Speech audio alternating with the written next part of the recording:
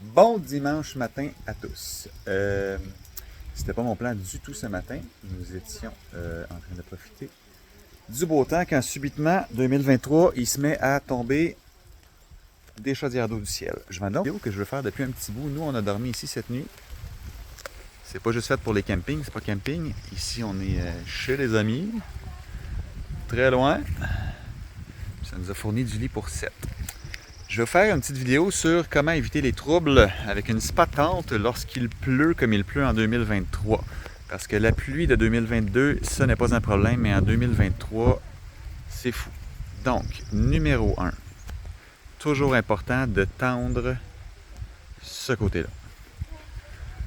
Les cordes que vous voyez ici, puis là je triche, j'en ai mis 2, j'aurais dû en mettre 3, mais on a fait ça tard hier soir, puis vous voyez, vu que j'en ai pas mis 3, l'eau commence à s'accumuler dans le déluge.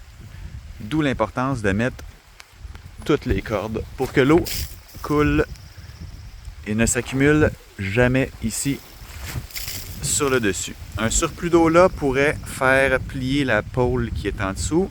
Ne pleurez pas, on en a en stock, mais c'est pas le fun. Donc c'est important de mettre les 3 tenseurs après les anneaux qui sont là et non 2. Parce que 2, c'est comme 0. Donc, on met ça là. On tire un petit peu les cordes pour que notre toile soit bien tendue. Et autre fait important, il faut attacher l'autre côté. Vous avez 2 options. Ici. Soit qu'on l'attache, comme j'ai fait après les petits trucs qui sont là. Et c'est la façon de faire sur les modèles de remorques pas lourds aussi. Ou on met les petites tiges de métal prévu à cet effet sur ce côté-là. Ce qui est impossible sur la remorque pas lourd, c'est un plus pour un moins qui fait qu'on peut se tenir debout sous le vent. Fait que, très important, on met les 3 cordes sur ce côté-ci et non 2, et on attache l'autre côté de la toile. Sinon, l'eau s'accumule sur le dessus et on a des problèmes. Une toile de tente, c'est comme un toit de maison. C'est l'angle qui fait que c'est imperméable. Le fait que l'eau glisse dessus. Si votre eau ne glisse pas dessus, oui, il pourrait y avoir des infiltrations.